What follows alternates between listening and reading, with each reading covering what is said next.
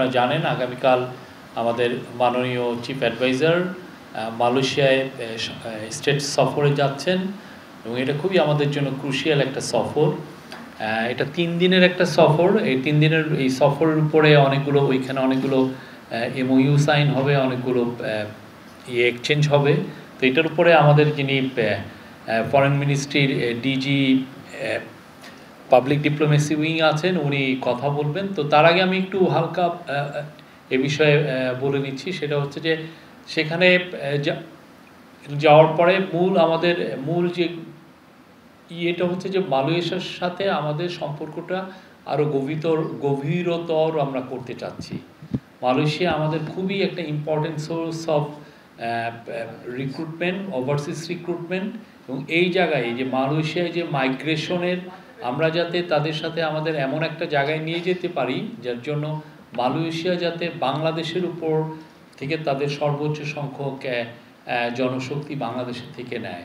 তো এই বিষয়ে অনেকগুলো আলাপগুলো হবে এবং এইটার আলোকে কিছু এগ্রিমেন্টও সাইন হবে।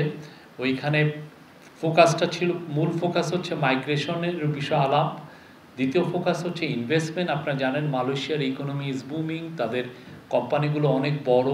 তার মধ্যে বড় বড় যেগুলো কোম্পানি আছে যেমন আপনি ওদের প্রোটন হোল্ডিংস আছে, ওদের যে স্টেট, এটা সভারেন স্টেট ফান্ড যেটা খাজানা আছে, খাজানা, তারপরে ওদের পেট্রোনাস, ওদের যেটা স্টেট ওন যেটা পেট্রোলিয়াম কোম্পানি আছে, তাদের সাথে অনেকগুলো এদের যে যারা চিফ এক্সিকিউটিভ তাদের সাথে ওনার কথা হবে। এবং ওইখানে মালয়েশিয়ায় 13 তারিখে একটা বিজনেস কনফারেন্সে 13 তারিখে তো বিজনেস উনি ওইখানে বক্তৃতা করবেন 12 তারিখে, সরি।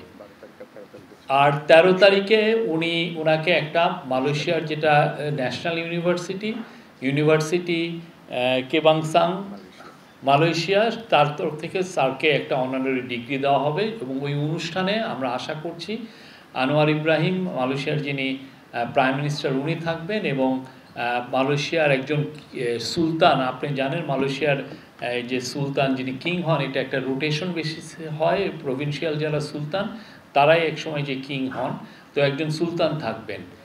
এছাড়া মালয়েশিয়ার প্রাইম মিনিস্টারের সাথে 12 তারিখে একটা বাইলেটারাল মিটিং আছে, সেটাও আমাদের জন্য খুবই ক্রুশিয়াল।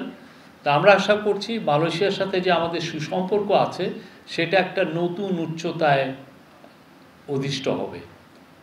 এইটা আমাদের জন্য খুবই ইম্পর্টেন্ট। এবং সামনে আমরা মনে করছি যে, এবং ওইখানে আমাদের আনঅফিসিয়াল হিসাবে প্রায় 15 লক্ষ বাংলাদেশি থাকেন, তাদের পাসপোর্টের কিছু সমস্যা হয়, সেগুলোও এই সফরে এই বিষয়ে মানে it will be look into. তো আমরা আশা করছি এটা একটা খুব গুরুত্বপূর্ণ সফর এবং খুব একটা সফর হবে। এবং এটার উপরে যে ডিটেলটা আমি আমাদের ডিজিপিডি উইং শাহ আসিফ রহমানকে বলবো, উনি এটার বিস্তারিত বলতে। ধন্যবাদ শ্রদ্ধেয় প্রেস সচিব মহোদয়কে। আপনারা ইতিমধ্যে জেনেছেন যে আগামী 11 থেকে 13 আগস্ট 2025 আমাদের মাননীয় প্রধান উপদেষ্টা মালয়েশিয়ায় দ্বিপাক্ষিক সরকারি সফর উপলক্ষে গমন করবেন। তো সেই উপলক্ষে আজকে আমাদের এই সংবাদ সম্মেলন।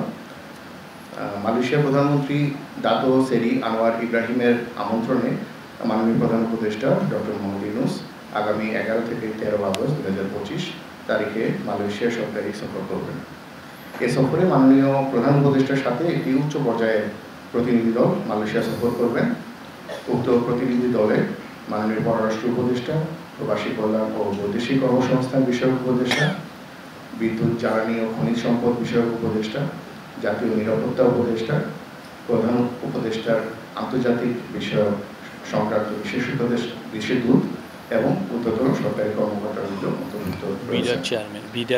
সাথে আপনার বিডার এক্সিকিউটিভ চেয়ারম্যান স্যারও সাথে সদস্য হিসাবে অন্তর্ভুক্ত আছেন।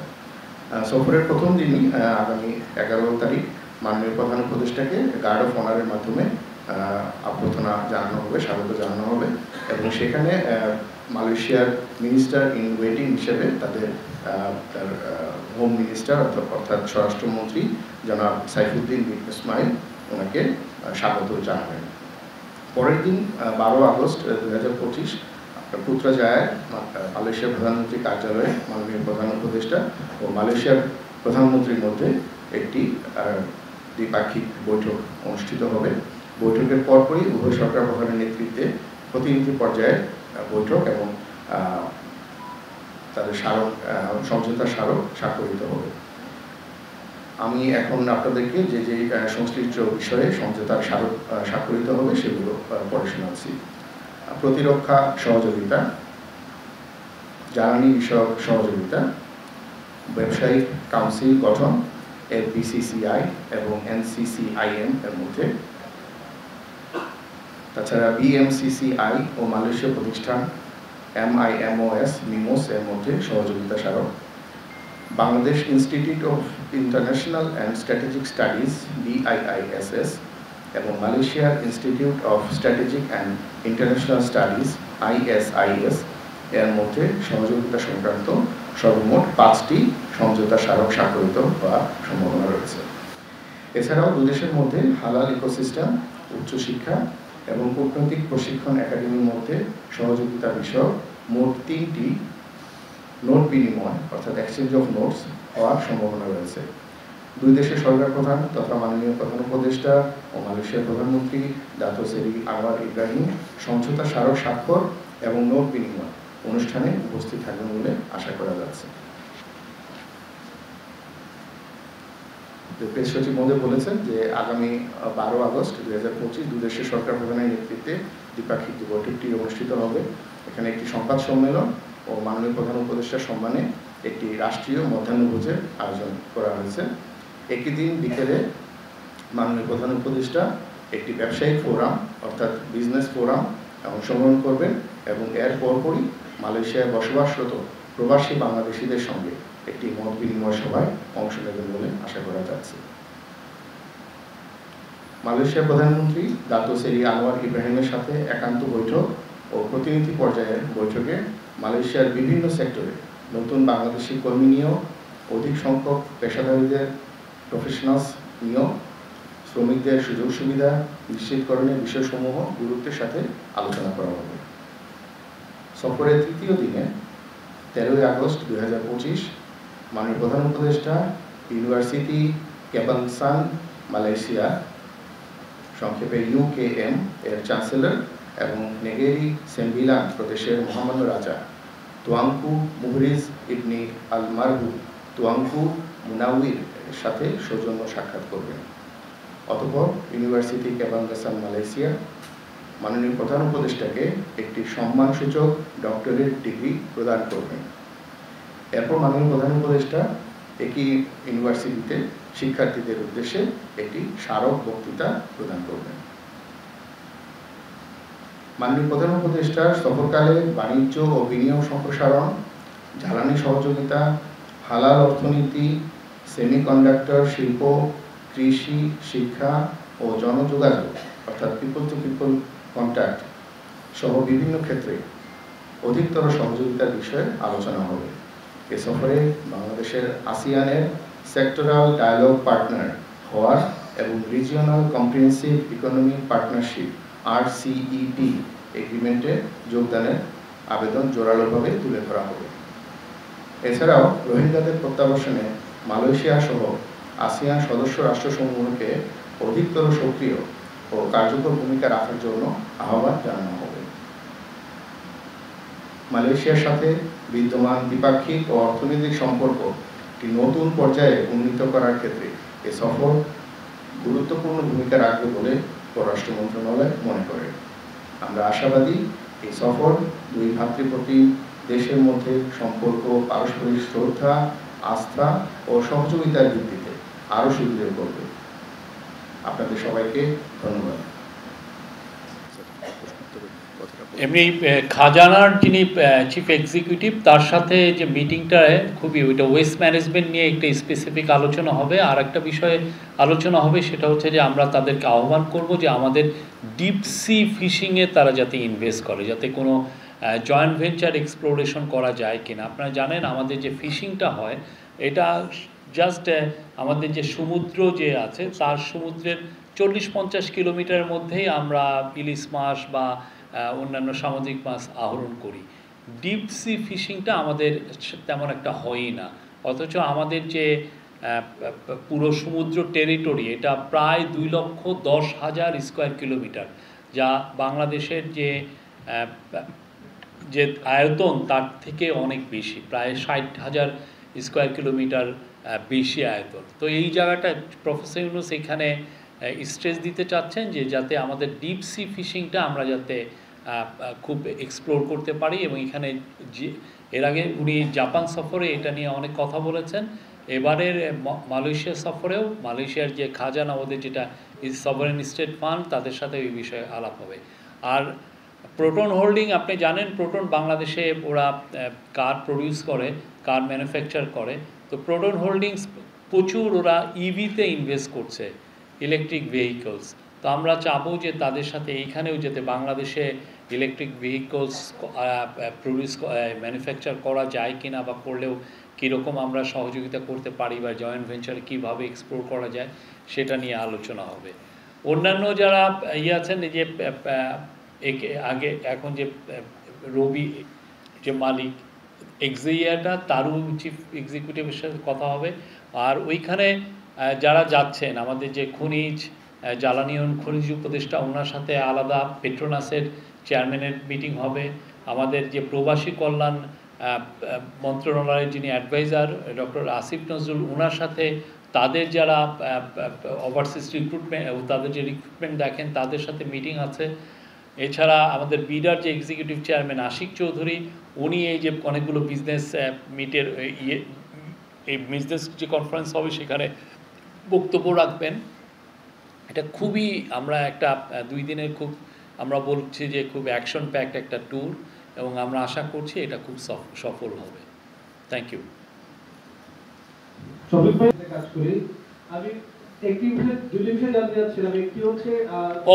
আরেকটা বিষয় হচ্ছে যে আমাদের দেশে প্রচুর ছেলে মেয়ে পড়তে যায়, কিন্তু যেটা হয় যে তাদের অনেক ক্ষেত্রে তাদের যেটা হাই এন্ড স্কিল জবের ক্ষেত্রে তাদের রিক্রুটমেন্টটা তেমন একটা হয় না। তো আমরা এই বিষয়টা নিয়েও আলোচনা হবে। আপনি জানেন মালয়েশিয়া কিন্তু সেমিকন্ডাক্টরে ওয়ান অফ দ্য মানে খুব বুমিং একটা কান্ট্রি, যেখানে প্রচুর সেমিকন্ডাক্টর ওদেরকে tense of billions of dollar সেখানে ইনভেস্টমেন্ট হচ্ছে, এবং ওদের প্রতি বছর ওদের সেমিকন্ডাক্টর সেক্টরেই ইঞ্জিনিয়ার লাগছে হচ্ছে 5 থেকে 6,000। তো আমরা যদি আমাদের এখান থেকে যারা ওইখানে পড়তে যাচ্ছেন তারা যদি গ্র্যাজুয়েশন করে ওইখানে এই চাকরিগুলো পেতে পারেন, সেই বিষয়টা নিয়েও আলাপ হবে, এবং বাংলাদেশেতে কীভাবে আমরা স্কিল লেবার ওইখানে পাঠাতে পারি। মালয়েশিয়ার যেগুলো এই যে সেমিকন্ডাক্টর সহ যেগুলো high skill labour intensive high skill যেগুলো লেবার লাগে সে ওয়ার্কার লাগে সেই সমস্ত সেক্টরে। Thank you. আমার নাম মোহন, আমি একাধিক টিভিতে কাজ করি। আমি প্রথমেই জানতে চাচ্ছিলাম এই যে শ্রমবাজার নিয়ে মূলত আপনারা খুব গুরুত্ব দিচ্ছেন। এখানে বারবার দেখি যে মালয়েশিয়ার যে শ্রমবাজার সেখানে সিন্ডিকেটে আমিন সম্পর্কে একটি চক্রের নাম আসে, যাদের চোখে আসলে শ্রমবাজার চালু হওয়ার পরেও বিভিন্ন সমস্যার সৃষ্টি হয়, যার পরিপ্রেক্ষিতে বন্ধ হয়ে যায়। সেই বিষয়গুলো আসলে আলোচনার মাধ্যমে সমাধান করা যায় কিনা। আরেকটি বিষয় হচ্ছে যে সম্প্রতি আমাদের দেশের কয়েকজনকে তারা জঙ্গি সন্দেহে যে আটক করলো, সেই বিষয়গুলো নিয়ে আলোচনা হবে কিনা, এই দুটো একটা সমাধান আছে কিনা। মালয়েশিয়ান অফিসিয়ালদের সাথে অলমোস্ট সব বিষয় নিয়ে আলোচনা হবে। আর ওইখানে এই যে প্রথম প্রশ্নটা যেটা বললেন সেটা অনেকটা স্ট্রাকচারাল ইস্যু, এখানে অনেক বিষয় এখানে ইনভলভ। তো সেটা নিয়ে আমরা কিন্তু অনেক সিরিয়াসলি এটা ডক্টর আসিফ নজরুল প্রথম থেকে এটা নিয়ে লেগে আছেন, এবং এটা নিয়ে আমরা আশা করছি সামনে আরও আমরা একটু এইটা আরও একটা বেটার জায়গায় যাবে। আমি আলাউদ্দিন আলী কানুল্লাহ প্রতিবেদন বলছিলাম, কথা বলছিলাম। আচ্ছা, আর 2 দেশের যে পুলিশ চিফদের মধ্যে পুলিশ সিনিয়র পুলিশ অফিসিয়ালদের মধ্যে এক ধরনের কন্ট্যাক্ট আমরা সেট আপ হয়েছে, ইস্টাবলিশ হয়েছে, এবং এর ফলে এখন থেকে মানে যে কোনো ধরনের এই যে ইনফরমেশনগুলো আসছে সেগুলো যাতে যাচাই বাছাই করা যায় এবং খুব দ্রুত ইনফরমেশন শেয়ার করা যায়, সেই বিষয়ে আমাদের আলোচনা হচ্ছে এবং একটা আমরা ক্লোজলি দুইটা দেশ কোঅপারেট করছে। জি ভাই, আমি আলাউদ্দিন আলী বলছিলাম কালবেলা পত্রিকা থেকে।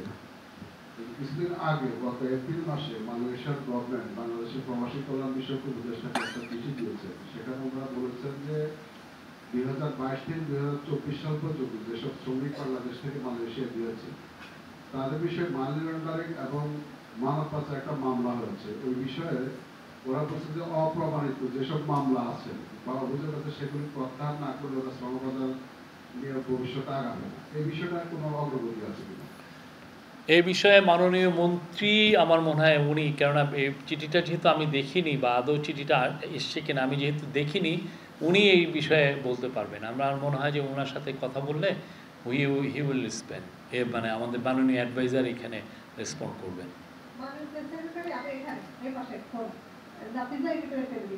আমি একটা বিষয় জানতে চাচ্ছিলাম যে আমরা বিগত সময়গুলোতে দেখেছি প্রধান উপদেষ্টা বা সরকার প্রধানের এই ধরনের কার্যালয়গুলো পররাষ্ট্র মন্ত্রণালয় হোস্ট করে থাকে, কারণ তাদের ওখানে কিছু তথ্য যা থাকে সেখানে ইনপুট দেওয়া থাকে, সেই অনুযায়ী হয়ে থাকে। সেটি প্রধান উপদেষ্টার কার্যালয় শিফট হওয়ার কোনো বিশেষ কারণ আছে কিনা আরেকটা জানতে চাচ্ছিলাম, মালয়েশিয়ার 5 জন অভিযুক্ত আছে এবং তাদের বিচারিক কার্যক্রম চলছে আইএস অভিযুক্ত হওয়ার কারণে এবং সন্দেহ হওয়ার কারণে এবং কিছুটা প্রমাণও পাওয়া গেছে তার জন্য বিচারিক কার্যক্রম চলছে।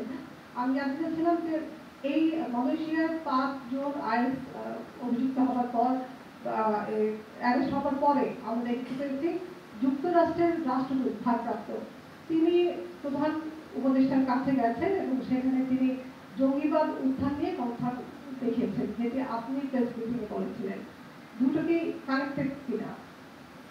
প্রথম কথা হচ্ছে যে আপনি যে মাননীয় ওই পররাষ্ট্র মন্ত্রণালয় যে প্রেস কনফারেন্স, ওনারা তো ওনাদের মতো প্রেস কনফারেন্স করছেন, সবসময়ই করছেন। এটা এমন না যে আমরা করছি বলে ওনারা করছেন না, এরকম কিন্তু ঘটনা এই কিছুদিন আগেও হচ্ছেন। আমাদের মাননীয় পররাষ্ট্র অ্যাডভাইজার করছেন, মাঝে মধ্যে আমাদের সেক্রেটারি মহোদয় করছেন। আর আপনারা যেটা আপনি দেখেন নাই সেটা হচ্ছে গত 50 বছরে কয়টা প্রেস সেক্রেটারি প্রেস কনফারেন্স করেছে, কয়জন করেছে দেখেছেন আপনি? যে একজন প্রেস সেক্রেটারি এসে প্রেসে করেছে। এটা আমরা নতুনভাবে, এটা নতুন একটা আমরা কমিউনিকেশনের নতুন আসছি। আপনার প্রতিদিন আপনার হোয়াটসঅ্যাপ গ্রুপে আপনি যদি আমাদের মেম্বার হয়ে থাকেন, আমরা একের পর এক নিউজ আর দিচ্ছি। হ্যাঁ, আমাদের আগের যারা ছিলেন আপনি দেখেছেন কোনো দিন একটা প্রেস কনফারেন্স করতে? তো যেহেতু এটা হলো চিফ অ্যাডভাইজারের ইস্যু, তো আমরা চিফ অ্যাডভাইজারের এইখান থেকে আমরা এই প্রেস কনফারেন্স করছি। আর পররাষ্ট্র মন্ত্রণালয় প্রায়ই প্রেস কনফারেন্স করছেন, তারা বৃহস্পতিবার প্রেস কনফারেন্স করেন এবং আমাদের তরফ থেকে কোনো এমন বলা নাই যে আপনি এই প্রেস কনফারেন্স করবেন না। এটা কোনো ধরনের আমরা করি না। অনেক সময় একসাথে করলে জিনিসটা আরও বেটার হয়, সেই জন্য আমরা একসাথে করি।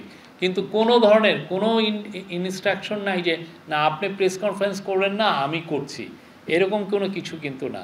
আর আপনি যেটা বললেন যে প্রেস সেক্রেটারি, আপনি কত বছর, আপনি বোধহয় 15-20 বছর তো জার্নালিজম করছেন মনে হয়। হ্যাঁ, 24 ইয়ারে কবে কোন প্রেস সেক্রেটারি প্রেস কনফারেন্স করছে বা ডেপুটি প্রেস সেক্রেটারি দেখেছেন? একদিন হয় নাই তো। আমরা এটা করছি বিকজ এটাই আসলে বাইরে হয়, ওয়ার্ল্ড ওয়াইড এটাই হচ্ছে নর্ম। হ্যাঁ, আর ওই বিষয় হচ্ছে যে ওইটার বিষয়ে আপনি যেটা বললেন ওইটার সাথে এটা আমার মনে হয় না কোনো সম্পর্ক আছে। Thank you. মালয়েশিয়ার শ্রম বাজারটা অনেকটা দাতু আমিনের হাতে জিম্মি বলে জানি আমরা। দাতু আমিনের সাথে ডিলে না গিয়ে বাংলাদেশের কোনো মানে রিক্রুটিং এজেন্সির পক্ষে মালয়েশিয়া লোক পাঠানো সম্ভব হয় না। তো এই জায়গায় কোনো কিছু করা সম্ভব কিনা, এই বিষয়ে কোনো আলোচনা হবে কিনা? আমি এই বিষয়টা আসলে দাতু আমিনকে আমি ওনাকে অত ভালোভাবে চিনি না, আর আমার মনে হয় না, এটা তো আমাদের দ্বিপাক্ষিক একটা বিষয়, মালয়েশিয়া আর বাংলাদেশের রিলেশনশিপের বিষয়। সেইটা একটা প্রাইভেট ইন্ডিভিজুয়ালের উপরে এটা ডিপেন্ডেন্ট। এটা আমি আপনার কথাটা নিতে পারলাম না।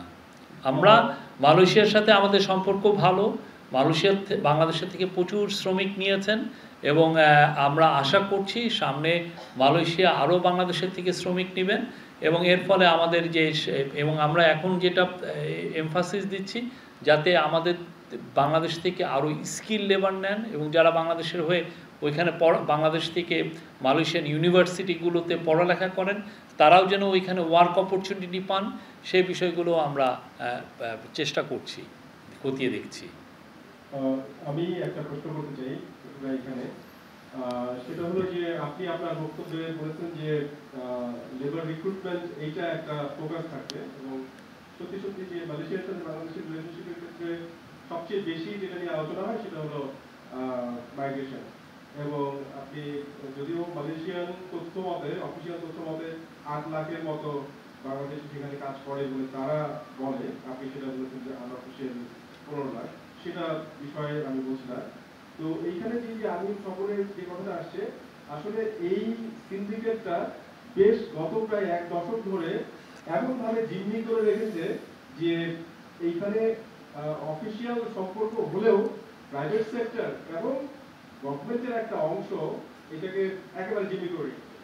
তো এই জায়গাটা যে একটা চিঠি দিয়েছে, যেটা আমাদের কলিগ প্রশ্ন করবেন, যে চিঠি দিয়েছে তদন্ত যেটা কি বলে যেটা একটা টেস্ট চলছে এসিসির পক্ষ থেকে করা হয়েছে সেটা বন্ধ করার কথা বলেছে এবং 1 থেকে 1.5 সপ্তাহ আগে মালয়েশিয়া টিভি নামে যে একটা অনলাইন পোর্টাল আছে তারা একটা রিপোর্ট করেছে যে তাদের এই চিঠির পরিপ্রেক্ষিতে বাংলাদেশ সম্মত হয়েছে যে সেই ইনভেস্টিগেশন স্টপ করা হবে।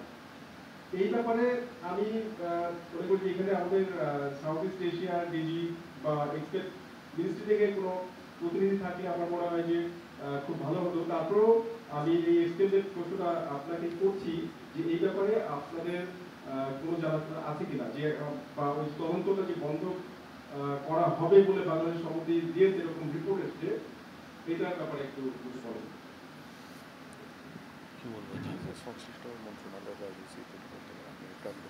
আপনি, আমার মনে হয় যে এটা আরও আপনি এই পুরো বিষয়টা ফরেন মিনিস্ট্রির যারা সংশ্লিষ্ট অফিসিয়াল আছে তাদের সাথে আপনি একটু কথা বলেন।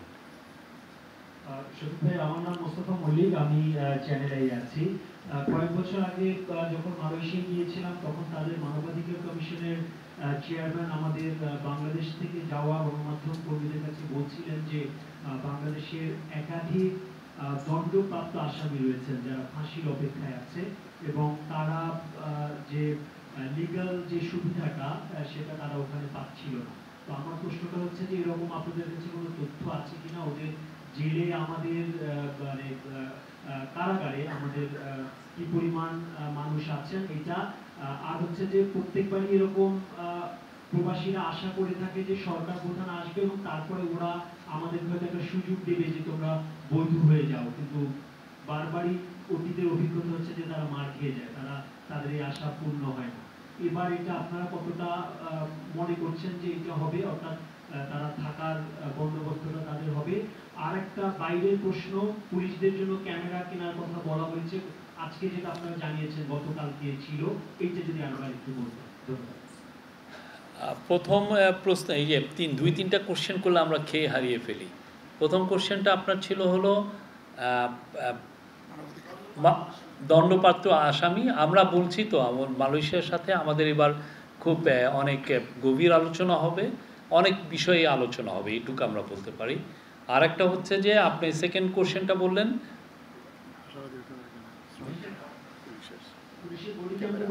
লাস্ট সেকেন্ড প্রশ্নটা ছিল যে আগেও সরকার প্রধানরা যখন যান তার আগে আশায় বুক বেঁধে থাকেন যে এবার হয়তো আমরা 5 লাখ ইলিগাল আছি। ওইটা আমি বলবো যে আমরা অনেক আলোচনায় তো হবে, যেটা আমরা অনেক বিষয়, যেটা কিছু তো এগ্রিমেন্ট হবে, তার বাইরেও অনেক বিষয় নিয়ে আলোচনা হবে এবং যেটা হচ্ছে যে চিফ অ্যাডভাইজারের সাথে তাদের প্রাইম মিনিস্টারের আলোচনার বাইরেও আমাদের প্রবাসী কল্যাণ অ্যাডভাইজার যাচ্ছেন, উনি কথা বলবেন। এখন দেখি কি কি বিষয়ে আলোচনা হয়, আমরা এসে আপনাদেরকে আপডেট জানাবো। আর বডি ক্যাম্প, কালকে এটা নিয়ে বিস্তারিত আলোচনা হয়েছে। আপনারা জানেন পুলিশের সম্ভবত অলরেডি 10,000 বডি ক্যাম্প আছে, আমরা আরও 40,000 বডি ক্যাম্প সংগ্রহ করার চেষ্টা করছি। এটা খুব দ্রুতই করা হবে, করে যাতে পুলিশকে খুব দ্রুত এটা নিয়ে এক ধরনের ছোটোখাটো ট্রেনিংও দেওয়া হয়, যাতে এই বডি ক্যাম্পটা খুবই ইলেকশন, আমাদের তো 47,000 ভোটিং বুথ আছে, তো 47,000 ভোটিং বুথে প্রত্যেকটা বুথেই যাতে একটা বডি ক্যাম্প থাকে, কোনো একটা মানে বডি ওয়ার্ন, মানে আপনার এটা চেস্টের মধ্যে এটাও পড়ে থাকেন, এটা থাকলে যেটা হবে যে তাহলে ওই ভোটিং সেন্টারটার আপনার সিকিউরিটিটা আরও ভালোভাবে আমরা ইনশিওর করতে পারবো। এবং এটা এমনভাবে এটা এআই দ্বারা পাওয়ার থাকবে, ফলে যেটা হচ্ছে যে এটা মনিটর করা যাবে ডিস্ট্যান্স জায়গা থেকে, ধরেন এসপি বা ওসি উনি মনিটর করতে পারবেন কি হচ্ছে, যদি ওই জায়গায় কোনো ধরনের ল অ্যান্ড অর্ডার সিচুয়েশন একটু খারাপ অবস্থায় যায়, হ্যাঁ, একটু ওয়ার্সেন হয়, সেক্ষেত্রে তারা খুব দ্রুত ইন্টারভেন করতে পারবে। এটা খুবই এসেনশিয়াল, এবং এটা কালকে চিফ অ্যাডভাইজার বারবার বলেছেন এটার জন্য খুব দ্রুত এটা প্রকিউরমেন্ট করা হয়। কালকের মিটিংয়ে জাহাঙ্গীর আলম চৌধুরী ছিলেন, আমাদের home adviser, special assistant on home of chief adviser Khodabux Chowdhury ছিলেন, ফয়েজ তাইব আহমেদ ছিলেন। এটা নিয়ে অনেক বিস্তারিত আলোচনা হয়, এবং সেখানে কোন কোন দেশে এগুলো হচ্ছে, কিভাবে তারা ইউজ করছে, সেগুলো নিয়েও যথেষ্ট আলোচনা হয়।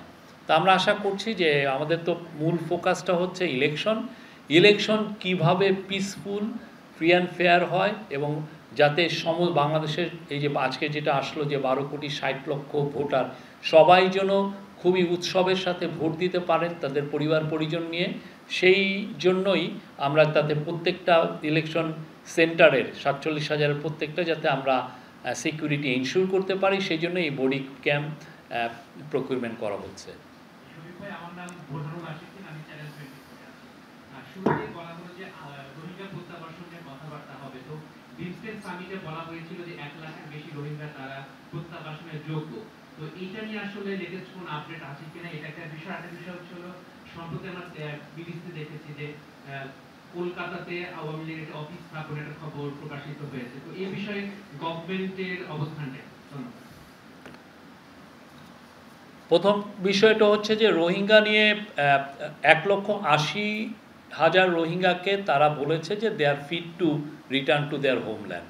এই জায়গাটা ওরা আমাদেরকে, যখন বিমস্টেক সম্মেলনটা হলো তখন মায়ানমারের যিনি ফরেন মিনিস্টার তিনি আমাদের ন্যাশনাল সিকিউরিটি অ্যাডভাইজারকে জানিয়েছেন। তো সেটা একটা খুবই ভালো সংবাদ, কিন্তু এখনও রোহিঙ্গারা ওইখানে যাওয়ার মতো অবস্থা হয়েছে কিনা সেটা আমরা এখনও শিওর না, বিকজ আপনি জানেন যে ওইখানে একটা সিভিল ওয়ার চলছে, আরাকান আর্মির সাথে মায়ানমার মিলিটারির এক ধরনের ক্ল্যাশ চলছে, এবং ক্ল্যাশের ফলে রোহিঙ্গা জনগোষ্ঠী যারা ওইখানে আছেন তারা অনেকেই অনিরাপদ হয়ে গিয়েছেন। আর এই অবস্থায় সত্যিকার অর্থে মানে ওদেরকে মানে পাঠানোটা, এটা তো কেউই ইন্টারন্যাশনালি এটাকে সেফ মনে করবে না।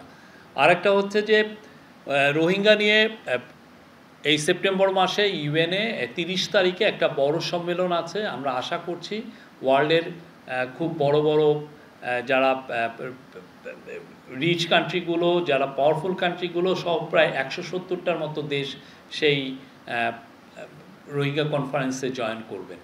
আর রোহিঙ্গা নিয়ে একটা ছোটোখাটো 25 তারিখে 25 অগাস্টেও এই কক্সবাজারে আমরা আশা করছি একটা সম্মেলন হবে। তো রোহিঙ্গা নিয়ে আমাদের গভর্নমেন্টের যথেষ্ট ফোকাস আছে। আমরা চাই রোহিঙ্গারা যাতে তাদের বাসস্থানে পিসফুলি রিটার্ন করতে পারেন ভলান্টারিলি। আওয়ামী লীগের অফিস, আওয়ামী লীগ আপনি জানেন একটা তাদের কার্যক্রম ব্যান করা হয়েছে বাংলাদেশে। তারা বাইরে কি করছে আমাদের অবশ্যই আমরা মনিটরিং করছি। তারা যদি বাংলাদেশে বাইরের থেকে এমন কোনো অ্যাক্টিভিটিস করে যে আমাদের এখানে ইনস্টেবিলিটি ক্রিয়েট করতে চায়, অবশ্যই আমরা এটা মনিটর করছি, আমরা দেখছি। আমরা এই বিষয়ে আরও কংক্রিট ইনফরমেশন আমাদের গ্যাদার হলে আমরা আপনাদেরকে জানাতে পারবো।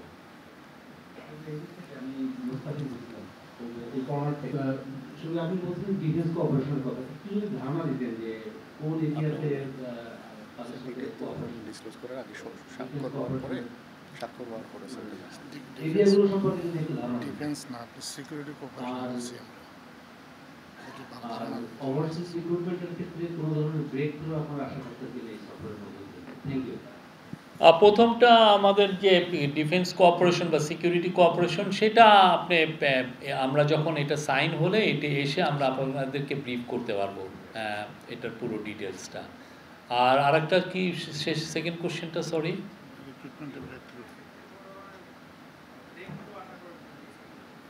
আমাদের সাথে মাইগ্রেশন নিয়ে তাদের সাথে কথা হবে, এটুকু বলতে পারি। এবং এটা ইভেন যেন হাইয়েস্ট লেভেলে যখন বায়োলেটারাল মিটিং হবে, ডক্টর আনোয়ার ইব্রাহিম এবং আমাদের প্রফেসর মোহাম্মদ ইউনুসের সাথে আমরা মনে করছি যে এই বিষয়ে এই মাইগ্রেশনটা একটা ইম্পর্টেন্ট ইস্যু থাকবে এই আলোচনায়। আমি ইসরায়েলি সময়ের আলোতে কাজ করি। আমি একটা প্রশ্নই সবাই যেটা করছে ওটাই আবার করতে চাই, যে সবাই হোপ করছে যে মালয়েশিয়া যে সিন্ডিকেট বা সরকারের যে বৈধ এজেন্সিগুলো আছে সেখানে কোনো আসলে নির্দিষ্ট সংখ্যক এজেন্সি দায়িত্ব পাবে না, সবাই যে দায়িত্ব পায় তাহলে সিন্ডিকেট মুক্ত হবে। আই হোপ যে এই সফরে এটা আমরা নিশ্চিত করতে পারবো। আপনার আশাবাদটাকে আমি সালাম জানাই। Any other question? Thank you. Thank you.